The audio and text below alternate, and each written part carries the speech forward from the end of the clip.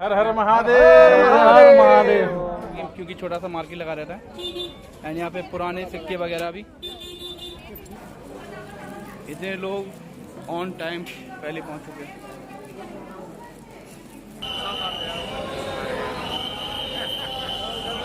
ऐसे ही ब्रह्मा विष्णु महेश इस तरीके से। नमस्कार दोस्तों, आज हम आपको लेके चलने वाले हैं त्र्यंबकेश्वर महादेव मंदिर। दोस्तों, सामने एक कुंड दिख रहा है, इसको कहा जाता है कुशावत कुंड। एक पौराणिक कथा के अनुसार महर्षि गौतम द्वारा अनजाने में एक गाय का वध हो गया था। उस पाप से छुटकारा पाने के लिए उन्होंने भगवान शिव शंकर की घोर तपस्या करी थी। भगवान शिव शंकर ने उनसे प्रसन्न होकर गोदावरी नदी से महर्षि गौतम की शुद्धि के लिए आने का अनुरोध किया था। तो दोस्तों, तभी से ब्रह्मगिरी पर्वत से गोदावरी नदी का उद्गम स्थल माना जाता है। जहां भगवान शिव शंकर ने चट्टान पर अपने बाल पटके थे, उसी बाल के आघातों से गोदावरी नदी का उद्गम स्थल हो गया था।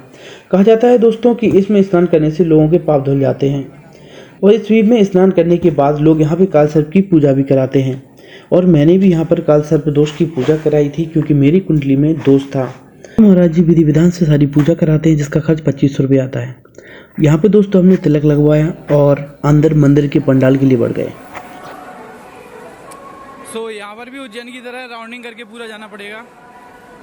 और ये राउंडिंग का सिस्टम इसलिए रहता है क्योंकि यहाँ भीड़ जो होती है ना, तो भाई उस पर्पज से सभी लोग दर्शन कर पाए। So this is a good thing. जय महादेव।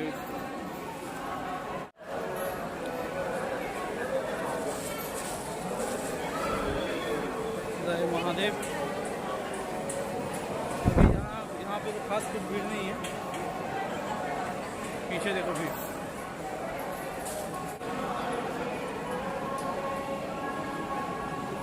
में इतना टाइम नहीं लग रहा है क्योंकि ये सारी रो खाली है, बट वहाँ से देखो भीड़ स्टार्ट हो जाएगी एंड वहाँ से जाना पड़ेगा स्लोली एंड सब लोग खड़े हैं ऑलरेडी।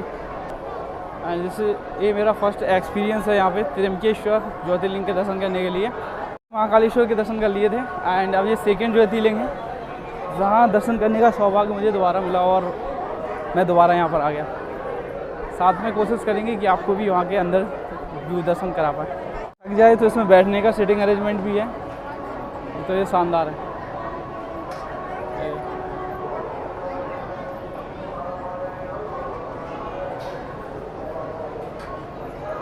सो अभी समथिंग मुझे लग रहा है कि यहाँ से 10-12 रो और मिलेगी मुझे, तब जाके डायरेक्टली मंदिर तक पहुँच पाएंगे। एंड यहाँ कुछ खास आइडिया नहीं मुझे अंदर का भी, क्योंकि मैं यहाँ पर फर्स्ट टाइम ही आ रहा हूँ। ये देखो लाइव दर्शन हो भी रहे हैं यहाँ पे, जो LED हो रही है ना उस पर डिस्प्ले हो रहा है। त्र्यंबकेश्वर महादेव मंदिर शिवलिंग दिख रही होगी आपको। सबसे बेस्ट यही है कि आराम से आप यहाँ पे डिस्प्ले हो रहा है तो यहाँ पे भी दर्शन आराम से कर सकते हैं नॉर्मली। जय महादेव।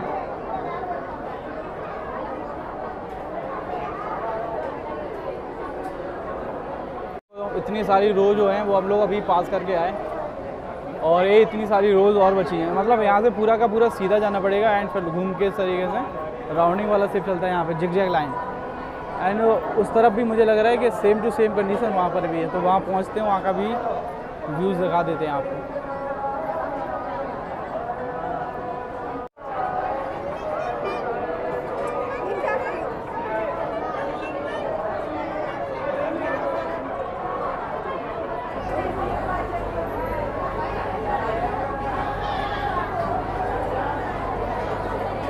वही VIP वाला सिस्टम यहाँ पर भी है। एंड अगर आप लाइन से जाना चाहते हैं तो समथिंग 1 से 1.5 घंटा लग जाता है दर्शन करने में। समथिंग मुझे लग भी रहा है क्योंकि समथिंग 20-25 मिनट तो मुझे हो गए इसमें खड़े खड़े। एंड लाइन देखो अभी भी बहुत ज़्यादा है। एंड आप जल्दी दर्शन करना चाहते हैं तो वही VIP वाली पर्ची 200 रुपये की कटा के आप डायरेक्टली जा सकते हैं और दर्शन जल्दी से जल्दी कर सकते हैं। तो दोनों यहाँ पे सुविधा अवेलेबल है। एंड अभी तक हम सिर्फ तीसरी कक्षा तक आ पाए हैं। सो अभी ऐसे 2 कक्षा और हैं। सो आई थिंक यहाँ दर्शन करने के लिए आपको 3-3.5 घंटे लग जाते हैं अगर आप प्रॉपर तरीके से दर्शन करना चाहते हैं लाइन में लग के। बाकी आप VIP पास लेके डायरेक्टली दर्शन कर सकते हैं, पास अगर लेना हो। And VIP pass best option है अगर टाइम बचाना है थोड़ा सा एंड और भी प्लेसेस घूमने हैं अगर आपको नासिक में तो। अदरवाइज 3 से 4 घंटे यहीं पे स्पेंड हो जाते हैं। वो नेक्स्ट आ गया, इसके बाद अभी एक और आई थी और भीड़ जितनी यहाँ दिख रही है ना उतनी पीछे छोड़कर भी आएगी। ये लाइव टेलीकास्ट चल रहा है वहाँ पे। जय महादेव, जय त्रिवेंकेश्वर महादेव।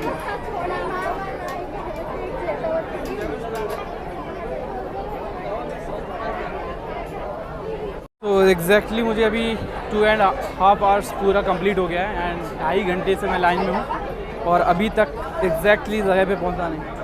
एंड जिगजैग वाला जो पोर्शन था वो तो ख़त्म हो गया, बट अभी एक लंबी लाइन वो दिख रही है। सो इस लंबी लाइन के बाद आई थिंक फिर इसके बाद मंदिर होगा। एंड इसे भी कंफर्म नहीं है बिकॉज फर्स्ट टाइम आए हैं तो कोई आइडिया नहीं हो रहा है कि मतलब कितने देर बाद महादेव के दर्शन होंगे डायरेक्टली। एक यही आई थिंक एंड बहुत लंबी लाइन है। अभी यहाँ से सिंगल रो चल रही है, सिंगल रो ओनली। एंड बहुत लंबी लाइन छूट के आए बेसिकली। एंड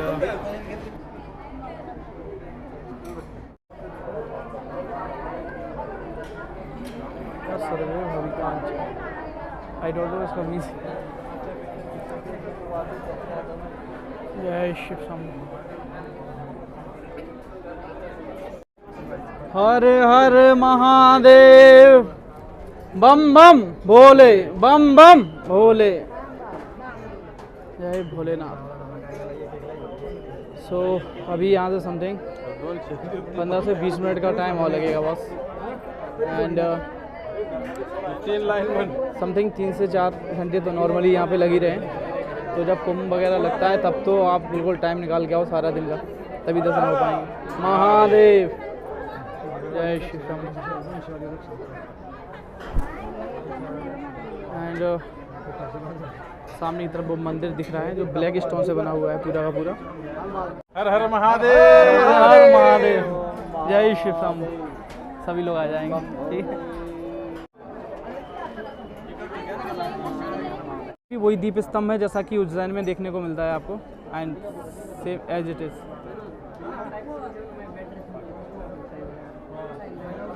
ऐसा ही दीप स्तंभ आपको उज्जैन में भी देखने को मिले। ओम नमः शिवाय। सो सामने नंदी महाराज विराजमान है। यहाँ सामने जो आपको नंदी दिख रहे हैं, यहाँ लोग अपनी मान्यता रखते हैं कि इनके कान में कुछ कहने से वो है मन्नत पूरी हो जाती है। और कई लोग यहाँ दर्शन करते हैं और नंदी बाबा के कान में अपनी मनोकामना ही बताते हैं। आप भी यहाँ आकर ये जरूर करें। एक पौराणिक मान्यता के अनुसार गौतम ऋषि और गोदावरी के आह्वान पर भगवान शिव ने इसी स्थान पर निवास किया था, क्योंकि गोदावरी नदी ने भगवान शिव से शर्त रखी थी कि हम जब धरती पर जाएंगे जब आप वहीं पर निवास करेंगे। त्र्यंबकेश्वर मंदिर अपने आप में एक विशेष महत्व रखता है, क्योंकि अन्य ज्योतिर्लिंग के कंपेयर में यह सबसे खास है, क्योंकि यह एक अकेला ऐसा ज्योतिर्लिंग है जहाँ ब्रह्मा विष्णु महेश तीनों देव विराजमान हैं। ऐसा कहा जाता है कि यह मंदिर 218 साल पुराना है। यह मंदिर नासिक की 3 पहाड़ियाँ ब्रह्मगिरी, नीलगिरी और कालागिरी के आधार पर हरी भरी हरियाली के बीच स्थित है। इस मंदिर की उद्घाटन 1756 में महाशिवरात्रि के दिन किया गया था।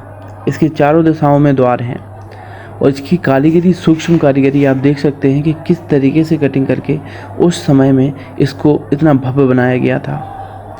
इसमें छोटी छोटी मूर्तियाँ अंकित हैं जो कि आज भी वास्तुकला को दर्शाती हैं कि उस प्राचीन समय में भी किस तरह की वास्तुकला का प्रयोग किया जाता था। दोस्तों, यह मंदिर के अंदर वाला सीन है जहाँ पर आप दिख रहे होंगे तो कई सारे भगवान के दर्शन में लगे हुए हैं लाइन में, और यहाँ पर कुछ पुजारी पूजन भी कराते हैं जिसके अलग अलग चार्जेस हैं। इसमें जलाभिषेक भी होता है और रुद्राभिषेक भी होता है। रुद्राभिषेक का चार्ज यहाँ पे कितना है वो आगे बताएंगे हम आपको, और जलाभिषेक का कितना है वो भी आगे बताएंगे। ये प्यारा सा झूमर और मठ बना हुआ है जो कि अंदर में काफ़ी मनोहर लगता है। और इस बीच पंडाल में सारे यहाँ पे पंडित जी जो हैं वो कराते हैं यहाँ पर पूजन, जो कि लगातार चलते रहते हैं। आगे की तरफ देखेंगे आप तो हम गर्भगृह के भी पास ले जाएंगे आपको, और गर्भगृह में एक कांच लगा हुआ है जिसमें देखकर हमें दर्शन करने होते हैं, क्योंकि भगवान शिव की प्रतिमा काफ़ी नीचे है। जो कि हमें यहाँ से स्पष्ट नहीं दिखाई देती है। जब हम पास में पहुँचेंगे तो ऊपर लिखे दर्पण में देखकर ही उनकी दर्शन प्राप्त करेंगे। जय भोलेनाथ। अभिषेक करा सकते हैं, वहाँ से आप पूजा करके। गोदावरी नदी के कहने से यहाँ पर ही भगवान शिव ने निवास किया था, तब से इस स्थान का काफ़ी महत्व है, जो कि 12 ज्योतिर्लिंगों में से एक है, जिसे त्र्यंबकेश्वर ज्योतिर्लिंग के नाम से जाना जाता है। ऐसा कहा जाता है कि यहाँ से निकली हुई गोदावरी नदी भारत की सबसे दूसरी लंबी नदी है, जो कि बंगाल की खाड़ी में जाकर गिरती है, महाराष्ट्र से निकलकर। त्र्यंबकेश्वर महादेव मंदिर पूरा ब्लैक स्टोन से बना हुआ है, पूरा का पूरा काला पत्थर है। क्योंकि यहाँ पर काली पहाड़ी काफ़ी मात्रा में पाई जाती हैं, तो ये पत्थर हो सकता है वहीं से निकालकर इस मंदिर का निर्माण किया गया हो। और इस पे जो कटिंग की गई है बहुत ही मनोहारी है और देखने लायक है, क्योंकि बहुत ही बारीक तरीके से मंदिर को बहुत ही सुंदर डिजाइन दिया गया है। यहाँ पे छोटी छोटी मूर्ति भी बनाई गई हैं और जिस तरीके की उस टाइम पे कलाकृति चलती थी वह स्तंभों में स्पष्ट देखने को अभी भी मिलती है। यह काफ़ी उल्लेखनीय और प्रशंसनीय है। कितनी सुंदर कारीगरी से इन्हें कटिंग करी गई थी, वो भी ब्लैक स्टोन की है सारी। यह इसका पश्चिमी द्वार है जहाँ से लोग बाहर निकलते हैं। और ये मठ देखिए आप, किस सुंदरता से मठ लग रहा है। ऐसा मनोहर चित्रण और कहीं देखने को नहीं मिलता है। आप देख सकते हैं स्तंभों पर स्पष्ट कारीगरी दिखाई गई है कि पत्थर की किस तरीके से कटिंग करके इनका निर्माण किया गया था। ये बहुत ही भव्य है और काफ़ी उल्लेखनीय भी है। दार्शनिक काफ़ी दूर से यह सब दर्शन करने के लिए आते हैं। यह यहाँ का पश्चिमी द्वार है जहाँ से लोग निकलते हैं, और जहाँ से हम गए थे वह उसका पूर्वी द्वार था। यहाँ पर काल सर्प जैसे और पित्तोद जैसे भारी भरकम दोषों का भी निवारण होता है और उनका पूजन बड़े प्रतिष्ठान से रूप में किया जाता है। यहाँ के पंडितों के द्वारा उसके चार्जेस अलग से लिए जाते हैं, जिसमें 5000 से लेकर 7000 तक पित्त दोष का चार्ज होता है, और काल सर्प का दोष 2500 रुपये, 2100 से लेकर 2500 रुपये होता है।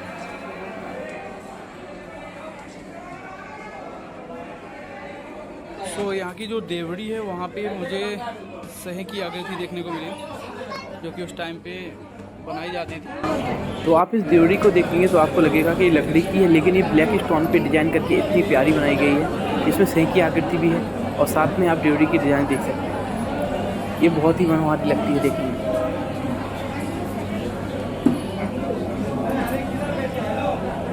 ये पूरा का पूरा जो मंदिर है ना वो ब्लैक स्टोन से बना हुआ है, और ये ब्लैक स्टोन भी बहुत ही शानदार लग रहा है। अभी ये बादल देखो,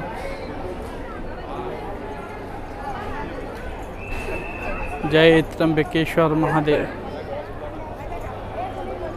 इसके ऊपर वाले मठ पे हल्की सी कारीगरी भी करी गई है जो उसी टाइम की है। एंड यहाँ पे देखिए शेर बैठा हुआ है, वाइट लाइन। और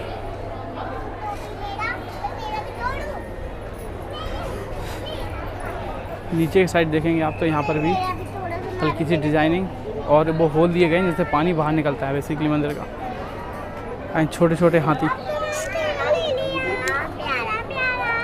इसमें हाथी एक दूसरे से लड़ते हुए दिखाए गए।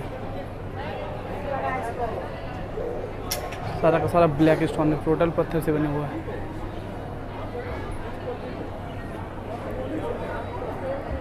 ये जंगला देखो, उस टाइम पर शानदार कटिंग करके ऐसे जंगले बनाए गए थे, पत्थर की कटिंग करके, वो भी बिल्कुल इक्वल तरीके से।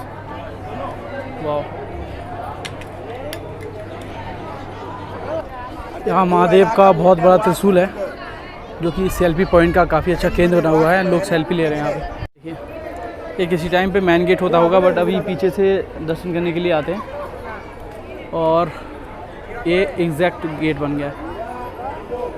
यहाँ से देखिए लाइन लगी हुई है, यहाँ से इंटर होते हैं सभी लोग। और नंदी महाराज जो है ना वो इस वाले मठ में विराज हैं, और पूरी ये लाइन यहाँ से यहाँ तक, यहाँ पे महादेव का मंदिर।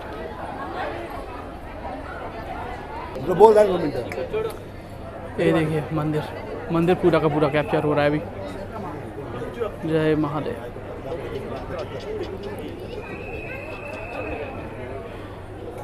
ब्लैक स्टोन है तो इतना क्लियर नहीं आ रहा है जूम करने पर भी।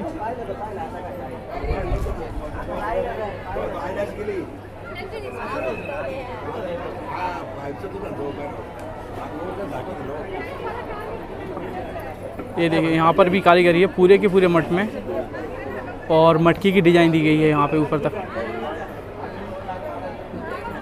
सो डूड बेसिकली ये वाला जो मंदिर है ना, ये चारों तरफ से बिल्कुल बहुत शानदार लगता है। मतलब पीछे की साइड से मैं अभी आया हूँ और यहाँ से देखिए आप नीचे तक बिल्कुल स्तंभ की तरीके की यहाँ पे मठ बना हुआ है, और नीचे तक आप बिल्कुल एक सा मिलेगा आपको। बारीकियाँ देखिए आप, एक एक स्तंभ same to same as it is symmetry से बना हुआ है। बहुत ही प्यारा उस टाइम की सिमेट्री।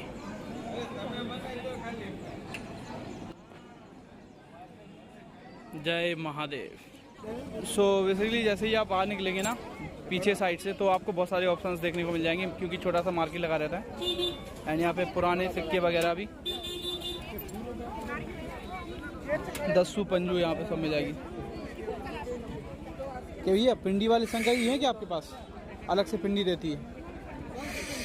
अरे अलग से ऊपर वाली पिंडी छोटे अलग से लगी रहती है ना पिंडी। दे अंगूठी दे रहा हूँ।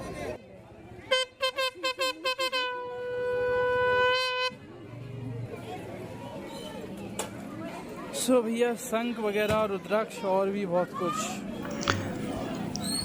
दर्शन करने के बाद आप पीछे स्थित मार्केट में भी जा सकते हैं और वहाँ से काफ़ी चीज़ें खरीद सकते हैं, जिसमें कि भगवान की शिवलिंग वगैरह भी है, और भी बहुत कुछ सामान वहाँ पे आपको मिल जाता है। लेकिन दार्शनिक स्थल पर जाकर आपको कुछ ना कुछ तो परचेज़ करना ही चाहिए। यहाँ पर सबसे ज़्यादा आपको शिवलिंग देखने को मिलेगी, क्योंकि छोटी बड़ी सभी साइज़ की शिवलिंग हैं।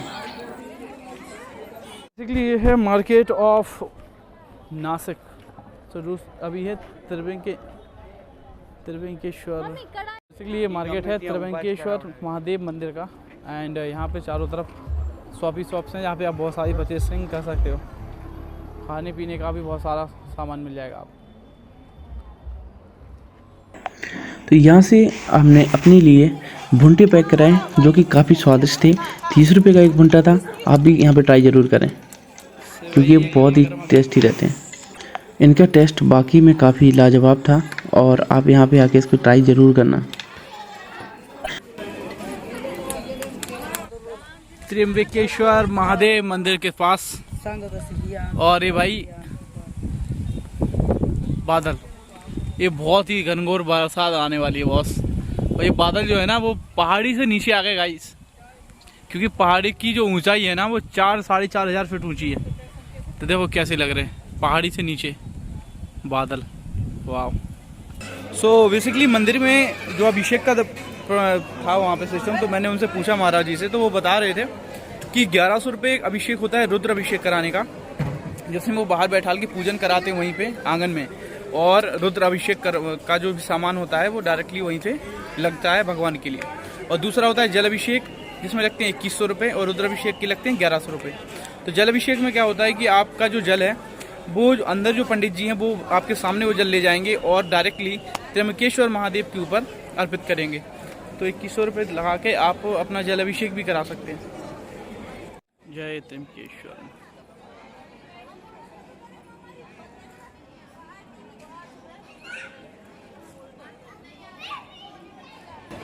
तो जैसे कि पिंडी के दर्शन वहाँ पे अंदर होते हैं ना, as it is Brahma Vishnu Mahesh इसी तरीके से विराजमान है वहाँ पे। ये आपको जो पिंडी दिख रही होगी ना, as it is same to same ऐसे ही अंदर भी ऐसे ही ब्रह्मा विष्णु महेश इस तरीके से ही वहाँ पे पिंडी विराजमान है।